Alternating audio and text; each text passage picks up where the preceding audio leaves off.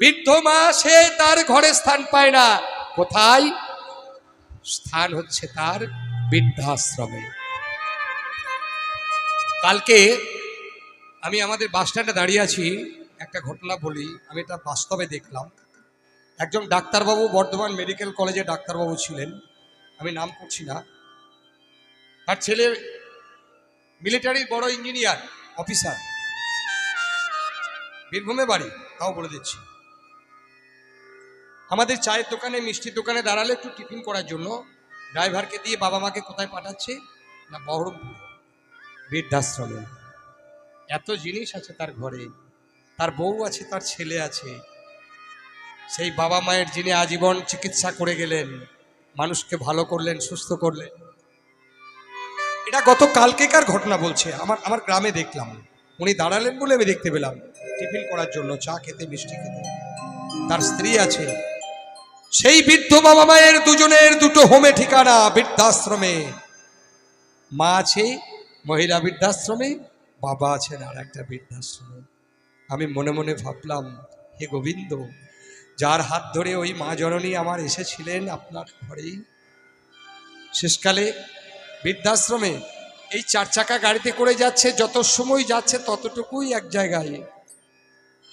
এখান থেকে, আমার গ্রাম থেকে বহরমপুর লাগলে 1.5 ঘন্টা লাগবে একটা 4 হুইলার গাড়িতে। তাহলে 1.5 ঘন্টা পরে আবার দুজনে আলাদা হয়ে যাবে।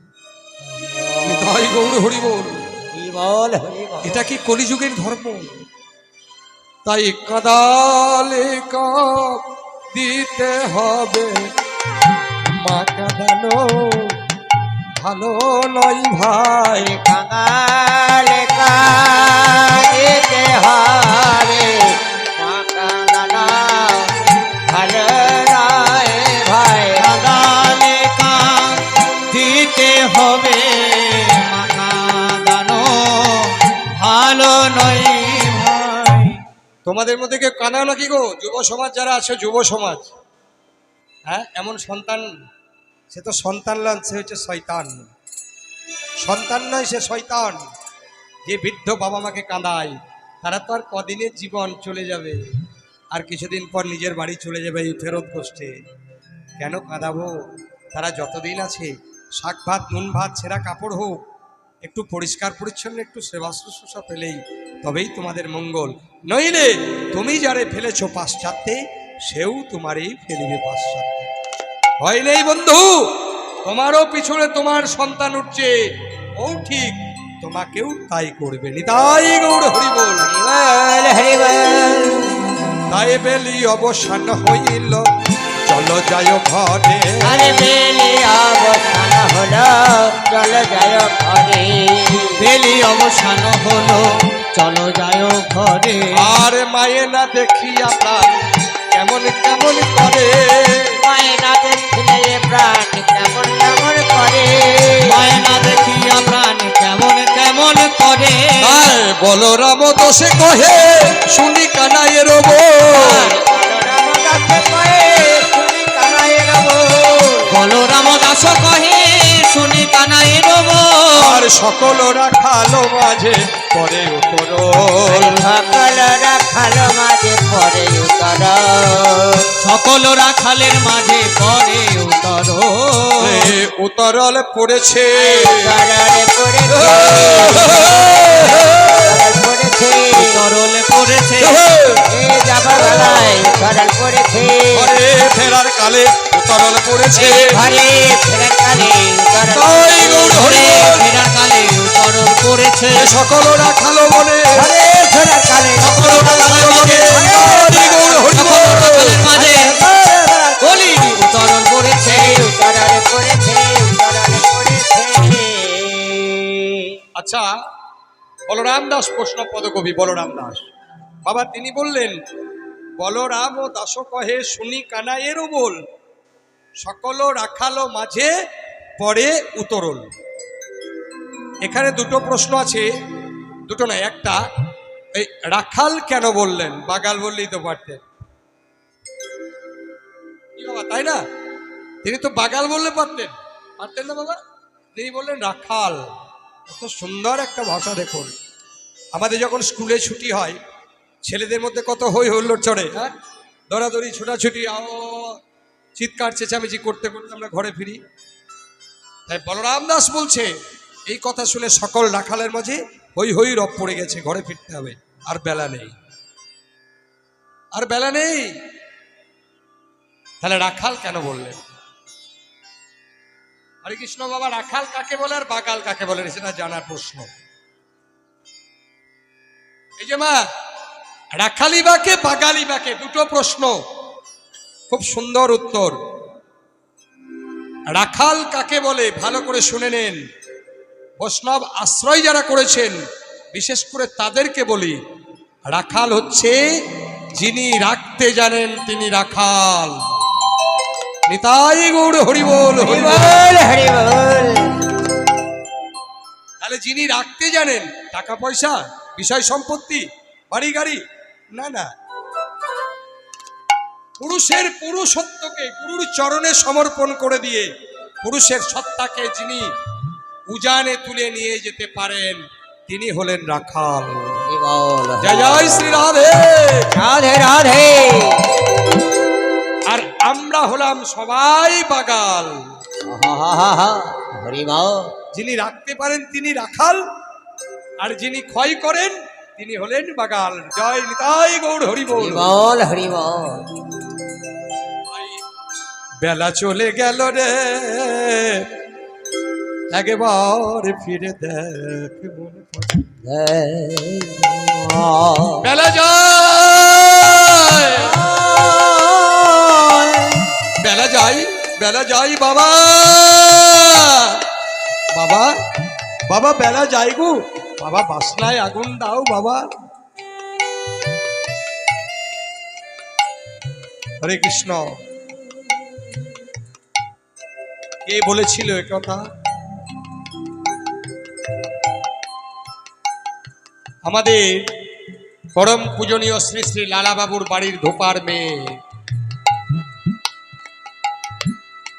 আমিও বড় ভাগ্যবান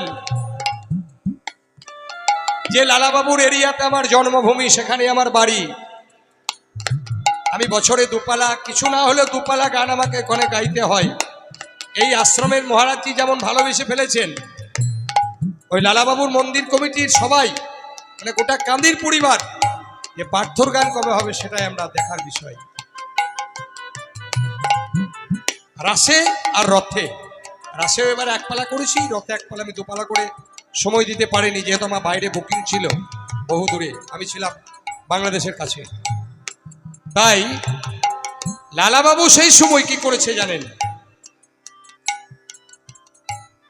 কে বলছে বেলা যাই বাবা, বাবা গো বেলা যাই বাবা, বাসনায় আগুন দাও।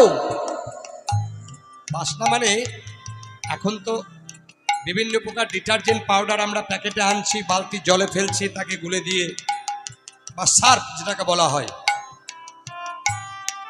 আমরা পরিষ্কার করছি জামা কাপড়। তখন তো ওই ডিটারজেন্ট ছিল না, তখন ওই কলার পাতাকে পুড়িয়ে, বা কিভাবে করতো সেটা তো আমি দেখিনি, শুনেছি যেটুকু, ওই ছাই দিয়ে রাজবাড়ির জামা কাপড় পরিষ্কার করা হতো। লালাবাবু একটা গ্রাম্য মীমাংসা করার জন্য পালকিতে চেপে বহু দূরের একটা গ্রামে গেছে মীমাংসা করার জন্য। পালকিতে চেপে রাজা পালকিতে করে, বেলা চলে যাচ্ছে এমন সময়, সারাদিন কেটে গেছে সেই ঝামেলার মিউচুয়াল করতে বা সংশোধন করে দিতে। এমন সময়ে লালাবাবুর পালকিতে চড়ে চলে আসছে, এমন সময় ওই ধোপার মেয়ে, একটি মাত্র বালিকা, 7 বছর 8 বছরের মেয়ে, বলছি বাবা গো বাবা, বেলা যে যাই বাবা, বাসনায় আগুন দাও বাবা। লালা শুনল, বাসনায় আগুন দাও। মেয়েটি বলে চলে গেছে। লালা আস্তে আস্তে, ধোপা তখন কাপড় কাচ্ছে, বলে এই শোনো। সে ভয়ে জড়সড় হয়ে বলছে, বলুন রাজাবাবু, আমার কি এই কাপড় কাছার জল কি আপনার গায়ে লেগেছে, কি আমি কিছু বলেছি? বলেন না না, ওই বাচ্চা মেয়েটা কার রে, বল না তুই। রাজাবাবু, ওই বাচ্চা মেয়ে কি কিছু ওই পথে আপনি যখন আসছিলেন ধুলো উড়িয়েছে আপনার গায়ে কি ওই রাজের ওই পথের ধুলো লেগেছে রাজাবাবু? না না, কিছুই না। তবে কি কিছু বলেছে আপনার জন্য? যদি কিছু বলে থাকে, কিছু করে থাকে, আমি ওর বাবা হয়ে ক্ষমা চাইছি, আপনি ক্ষমা করে দেবেন রাজাবাবু। না রে, তোর মেয়েকে একবার ডাক না। মেয়েকে ডেকে এনেছে, এসে বলছে মা, ও মা আর একবার বল না মা। বাবা গো, বেলা যাই, বাসনায় আগুন দাও বাবা, বাসনায় আগুন দাও। ওরে মা, ওরে মা, তুই যে আমার ভুল ভেঙে দিলি, তুই হলি আজ থেকে আমার মহাগুরু মারে। আমি সারাটা জীবন রাজভোগ, রাজ সুখ, রাজ ঐশ্বর্য ভোগ করেছি সত্যি, তো কামনা বাসনায় মত্ত আমি তো একবার আমার জীবন বেলার পানে ফিরে চাইনি রে মা। আর একবার বল মা, আর একবার বল। বাবা গো, বেলা যাই বাবা, বাসনায় আগুন দাও বাবা।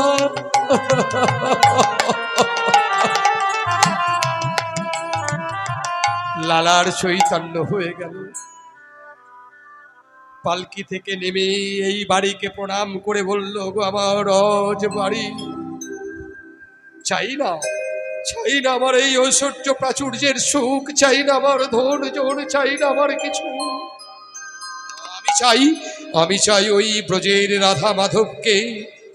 রাজা যাই, সমস্ত বিষয় পরিত্যাগ করে, রাজ ঐশ্বর্য পরিত্যাগ করে বৃন্দাবনের পথে লালা যায়, লালা যায়, লালা যায়, লালা যায় ব্রজধাম।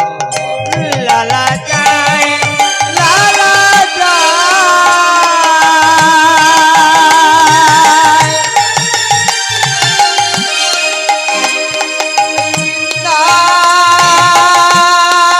কমিটির দুজন ভাই আমার কাছে আসুন, কমিটির ভাই।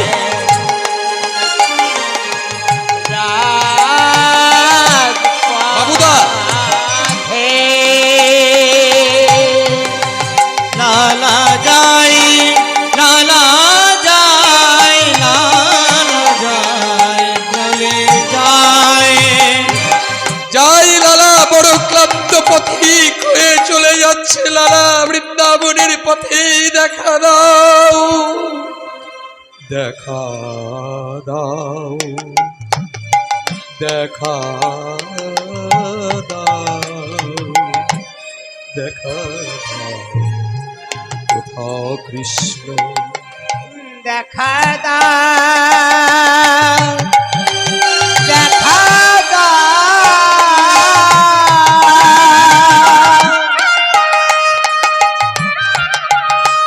দেখা দাও।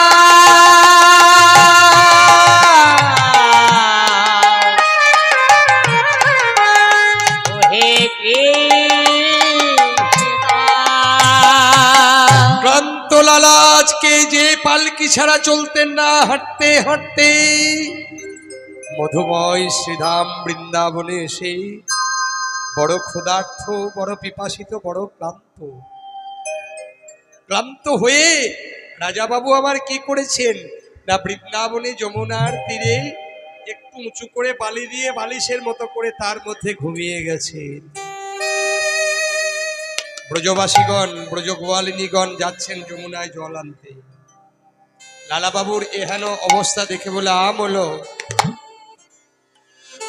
ওর কাজ দেখ, বৃন্দাবনে এসে এখনো পর্যন্ত ঐশ্বর্যের মায়া ত্যাগ করতে পারেনি। দেখ দেখ তোরা, তোরা দেখ না, ও কত সুন্দর একটা বালিশ বানিয়ে শুয়ে আছে। লালার চৈতন্য হলো, তাই তো আমি বৃন্দাবনের মাঝে এসে এখনো তো আমার রাজ সুখ আমি পরিত্যাগ করতে পারিনি। লালাবাবু কি করতেন? কোথায় কোথায় দেখা দাও গিরিধারী, তোমার চরণে আমি প্রণাম জানাই। হে কৃষ্ণ, আমি বড় দূর থেকে এসেছি, তোমার রাতুল চরণে তুমি রেখে দাও, দেখা দাও, দেখা দাও। লালা লালা রে